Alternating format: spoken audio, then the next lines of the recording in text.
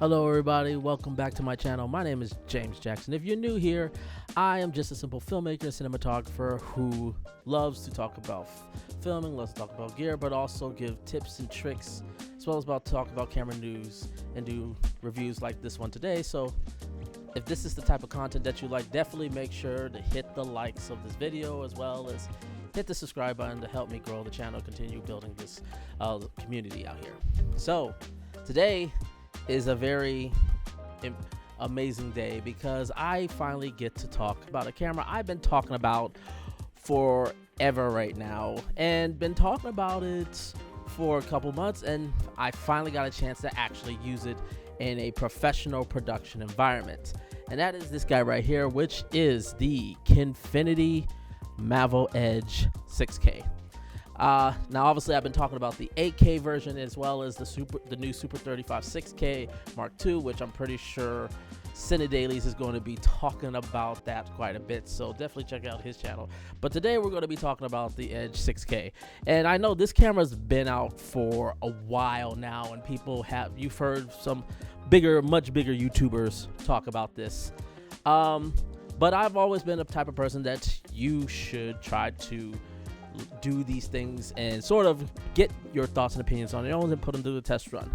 So I've actually got to do it. I've got to shoot a short documentary, which if you follow me on Instagram, you can see updates and all that right there, using the Kinefinity Mavo Edge 6K. So definitely can show it up. I did take some test footages around here in the house, which I will definitely show you guys throughout here. I'll give you the cliff notes just for those of you that want to know how good is the camera, is it good, does the dynamic range suck, what's the deal with it. So I'm gonna go into all that, but the long story short is, if you are looking for a pure cinema camera, a cinema camera that can put up some sort of rivalry to something like the ARRI Alexa, but on a budget, I don't know, in terms of the image just out of this camera, this is some of the best I've ever seen regarding that.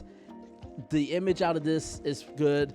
The dynamic range, I'll talk about that more, but it is very solid, really good.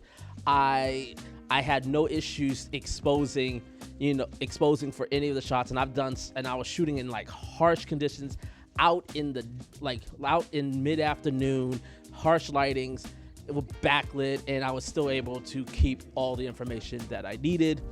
And that's some of the best things, and you'll see some dynamic range tests when I'll go through it, as you'll see here.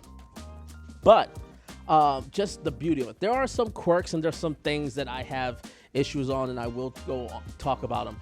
But overall, if you're looking for a pure cinema camera that you're doing for commercial work, that you're doing for narrative, this is an absolute amazing buy. I would definitely recommend it. The ND, if you're looking for something with built-in NDs, this has it, because this has the electronic NDs. If you could get it with the MOVCAM Kit, I would highly recommend to do that, and I'll go into why in this video as well. But it's definitely recommended to get the MOVCAM Kit that you see here.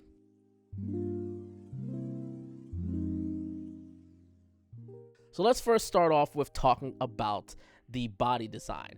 And I will just say, in terms of the main body, the design of the main body, overall, I gotta give it an A-. There's some quirks, but overall it is an A-. This thing is built tough. Like, it's also, this may be a con for you guys, it is quite heavy. I will say this, in terms of weight, that's the handle, not the camera. But in terms of weight, I would say this is, if you are familiar or ever been working with the DSMC2 cameras from Red, the weight is about the same as those. And like I said, this thing is like, I have confidence that I can go to war in multiple terrains with this camera in spite of some things, there is some vents that it's not a fully weather sealed camera, so you still got to be mindful of it. But in terms of the body, it is like just complete, like it feels impenetrable, and that's what I really want to talk about it. The button layouts are very similar to sort of the more of the higher end, so the Venice, the Aria Alexas, those kinds where you got sort of a side section or something like a VariCam where you do most of your changes on the side. Now, if you get the kit with the Kinemon, you can control it from the Kinemon, and the Kinemon is touchscreen, so you can make those things about there. And the monitor is sort of where I'm going to start doing my critiques, and where most of my critiques of this camera will come in. And the reason why is because I'm gonna just be honest with you, this monitor does not do the Kinefinity any justice. It's not a bad monitor. You can definitely pull focus with the monitor. It's got a nice amount of details on it where you could do that. It's weird because you don't get to use as much of the screen that I would like, because a good portion of the information takes a good chunk of the on screen itself, and it's also kind of off-centered, so it just kind of looks very weird. Again, this could just be the structure of how it was set up, but that's sort of the things that I just found. The monitor, I've noticed that there's a lot more latitude, or a lot more latitude that is shown that I don't get to see on the monitor itself, and that could be kind of frustrating. So I would definitely recommend you getting a secondary monitor with this camera. And as you'll see, as I rotate this to the back right here, there is no HDMI ports on this. So there's no HDMIs at all, so you will have to use SDI. And by the way, the SDIs are at best 3G, and I think one is a 1.5G. So best case scenario, you can only do 1080/60. So if you were thinking about doing some recording externally, unless you are only planning to do 1080p out, 4K out is not an option. So the best capabilities of recording is solely in the camera. So, but you do get 2 video source out, which is a huge deal, especially with the more sets and the more productions I'm being put on that have a lot more people involved.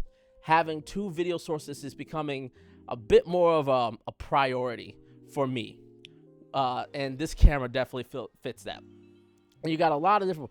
You got a Wi-Fi antenna. You got a P-tap out, so you can just run your follow focus right onto the camera itself. And still, if you're using the V mounts, you can power them off here as well. So, like I have here with Core, I got 2 Core Edge links linked up, and it's able to power this for quite a while. Surprisingly, on these 2 I can get roughly about 3.5 hours, which is to me a pretty decent runtime for a cinema camera. 3.5 hour runtime. But overall, the body design is really good. You got, as I'll swing it here, as you'll see here, we got the media card port, which has these SSDs. This one is the one that has the Kinefinity built in. This is their proprietary media. These are great because they're RAID protection, and they've got read-only protection as well. So if something goes bad, you can always take it in and you can get the files back. There is a thing that you should know, and this is one of the first things I'll say you should know about these media. These get really hot when you're transferring, either you're transferring or you plug it into the computer or even in the camera. These things get hot really, really quickly. And I don't mean warm, I mean they get hot. So be careful when you are handling these things, because you could potentially get burned. Overall, I'll say this: the MOVCAM is it's useful. It does its job, but there's some design flaws that I kind of wish there was, like this little pinch here. So to get the top handle on, you slide it on, no problem. But if you wanted to, let's say, release this, and if you wanted to say release this and try to push it and try to slide it off to take it off, you'll notice you're going to have to hit that pin, which is also right here with where the locking point is. So it can get pretty damn annoying trying to take this top handle off. And also this I just want to make sure that I mention again, this is just a loaner Kinefinity gave me. But I do notice that this portion here tends to come loose and tends to come off, as well as this one. So, but again, I think that's just a loaner. You also get this side NATO rail with an RE rosette on it. Right now, I just have like a little NATO rail handle, side handle from Small Rig to put on that. But the key part, and the reason why this base plate is worth it, is the base plate. The base plate, which I don't have the MPF batteries, but this basically takes Sony MPF batteries, and essentially what this does is that you can put those 2 slots in, and if your V-mount battery tends to die, this will basically swap to those MPF batteries, and you'll get about just under an hour of runtime. But it gives you enough time that if you have more batteries, V-mount batteries, or if you got the grip back batteries, which are the other option you can do with this, you can basically just go ahead and swap them out and basically put it on, and it automatically switches back to the V-mount plate, which is great. And the fact that it's smart enough to do that is an amazing thing, and I absolutely love it because it saves you so much time as you're on the go. It's a must-have if you're doing run and gun and doing docks, because this is probably the biggest downside of the camera, is the fact that it's boot up time. The boot up time for this is about 45 seconds. That is a very, very noticeable long time when you're on set. You're trying to swap batteries, and then, you know, your AC's trying to get ready, is trying to, you know, recalibrate their follow focus or trying to get the monitor back up because you swap the batteries out and everybody's waiting for you. So if you're doing stuff more run and gun, I can't recommend this enough. The base plate alone is worth it. I don't know if MOVCAM sells the base plate on its own. If they do, I would still say at the very least get the base plate. You get a rod system right here, and then you also get a plate that you can put different types of plates, quick release plates that you can put under. It's worth it. But the battery system alone, because it just allows you to just keep going. Meaning I only had to power the camera whenever we switch locations, and whenever we switched locations when we broke for lunch. Those were the only times I actually had to power off the camera, because I could just rotate V-mount batteries, because the base plate would just keep the camera rolling, which is awesome. And there was actually a point in the interview when we were conducting an interview where the batteries of one V-mount went dead, and the camera was still going, the camera was still running. It didn't skip a beat because we had the Sony MPF batteries on the base plate.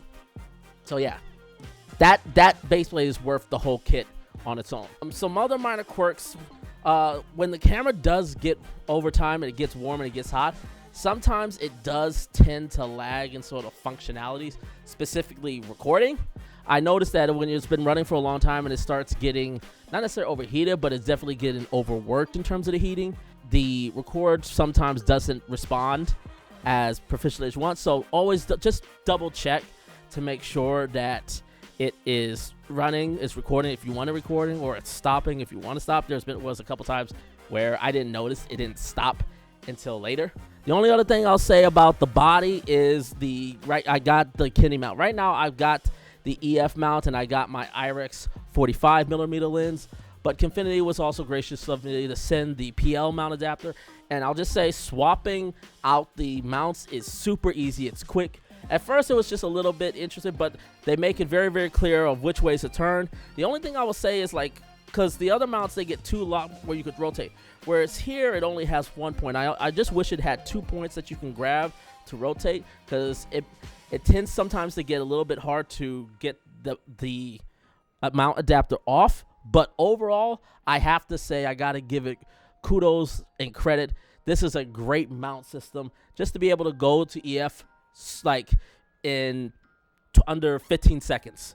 From EF to PL or PF to EF, super quick, super easy. I absolutely love it. I think this is a great mount system. It's one of the best things about Kinefinity.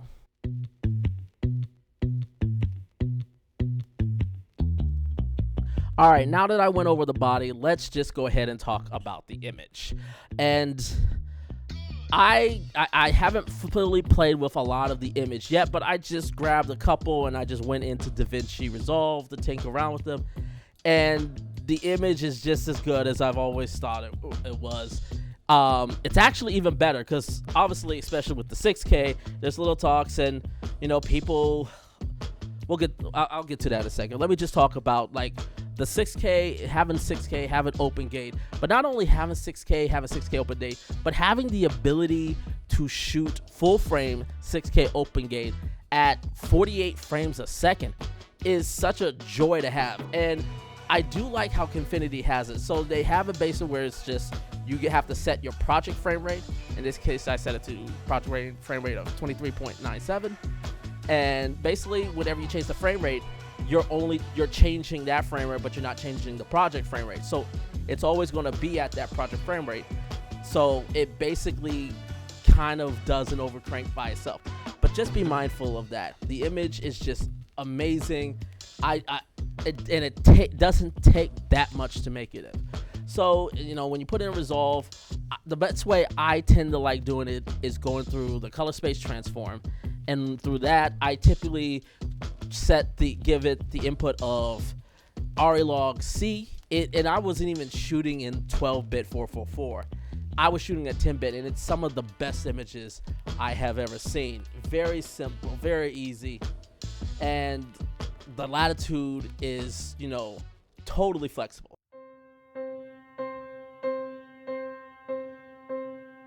So let's just go ahead and talk about the 900-pound elephant in the room, which is dynamic range. And this camera in particular has gotten a lot of flack, mainly because certain YouTubers sort of talked about the dynamic range and that it's not as high performing as the others. But I will say this, the latitude is more than enough for getting high quality cinematic footage, especially given the fact that you can change how the roll off and the highlights, the roll off and the shadows behave based on that with the highlight control. And essentially what that is basically you get to set how many stops do you want to put in the highlights. Now, when I first talked about this, I talked about this in one of my previous videos. When I said that, I said it doesn't really shift middle gray. And to a certain extent, it's true. But what I have noticed is that it shifts what your potential minimal ISO could be. So if you put it at the very low, which I think is highlight control 4.3, you can have, I think, as the minimum ISO of 150. That's the minimum you could go. If you go to highlight control 6.6, the minimum you can have is ISO 800, which is the native. But if you go above that to 7 stops of highlight control, meaning you put 7 stops into the highlight, your minimum ISO becomes like 1,000, and then if you go to the max, which is 7.3, your minimum ISO is actually ISO 1250. So it does shift what your minimum ISO could be. So just be mindful of that whenever you look at this. Just one final thing, I want to talk about this, and I'll make a video about this, but because I know this camera got a lot of flack. A lot of people try to pass it up because the dynamic range sucks. It only has like 12 stops of dynamic range performance, and maybe true. To which I say, this is, and I know this has been said before by, funny enough, Sunny Dailies, but I totally agree with him.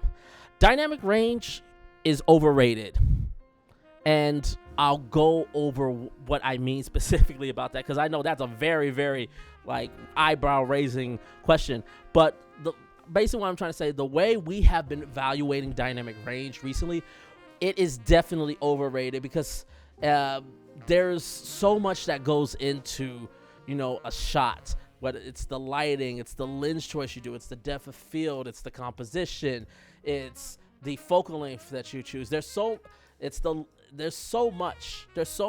It's the props, it's the things that you put into the image, in the scene, the clothes, the skin that there's so much that goes into making a scene. And dynamic range, wow, there is a certain point, there's useful, especially with you want to go with smoother highlights and smoother roll-offs, and this camera gives you that. It gives you the ability to choose how smooth do you want the highlight to roll off, how smooth do you want in the shadows to roll off. You get that chance to choose that. Not many cameras give you that chance. So again, I got a whole video going into that, but the way we've been talking about dynamic range, and this is not to knock anybody else who does these scientific tests, but the way we've been talking about dynamic range is completely overrated and completely overdone. And I think people are missing out on something very, very, very potentially amazing because of numbers, instead of looking at putting stuff to use.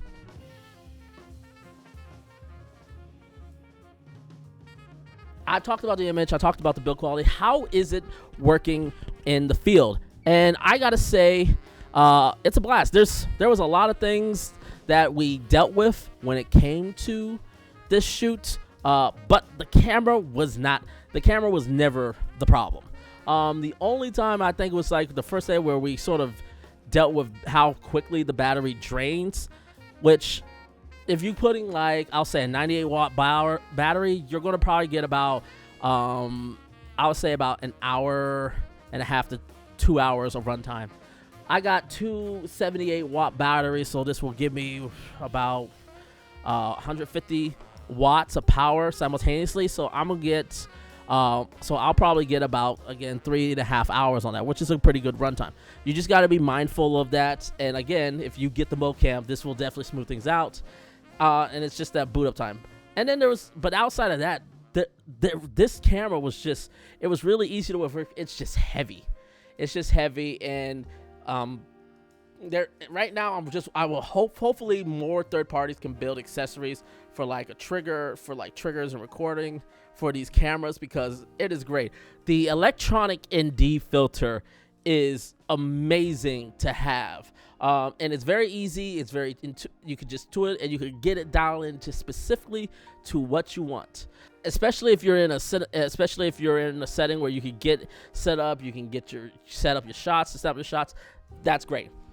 Where I will say this is probably not ideal is probably more of the running. If you really need to be like running gun, like true running gun, this may not be the thing, because again of that boot up time, but also because it's a very heavy camera. You're probably going to want to get an easy rig, or you want to put this on a gimbal with the easy rig. So it's not something that you could just go and be compact with, or you can go, you kind of probably could, but you're not really utilizing it at its best. This is a cinema camera. This is a true cinema. This is a camera that is designed to be rivaling an Arri Alexa. It's not designed to rival a C70 like I'm shooting on right now. It's not to try to do all types of environments, or an A7S III or a G8.6. That's not the cameras this camera is competing against. This camera is competing against high-end production cameras, specifically the Arri Alexa. And I think this is an amazing, great alternative budget. It has such a lot of airy looks and airy. It has a lot of, to me, it has the image that closest represents an Arri Alexa of this sort of lower end budget. I know this is over. It's still body alone, packaged out. It's probably well over $10,000, but it's still, compared to like an Arri Alexa, which is significantly more. This is probably one of still the best It's well designed, it's well built, and you can definitely put it in a lot of serious high-end cameras.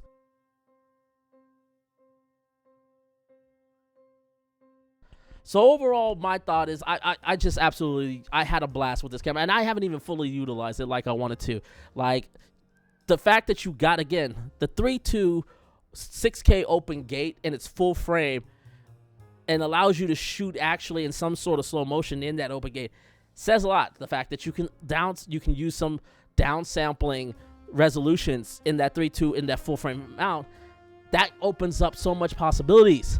That opens you up to the possibilities of getting stuff like, you know, Mamiya lenses with a clip-on adapter, and now you can go get an actual medium format looking image with the lenses, and you fully utilize those lenses, and you get to basically work this out. This is such a great tool for high-end productions, but this was absolutely a blast to film this camera, and I want to thank Kinefinity for giving this camera out to me. Again, I didn't buy this camera.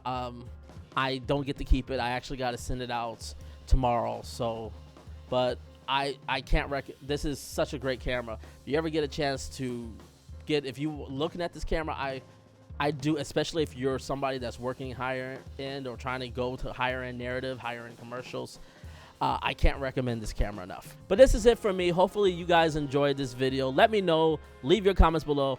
And as always, make sure to hit that subscribe button. And until next time, take care, everyone.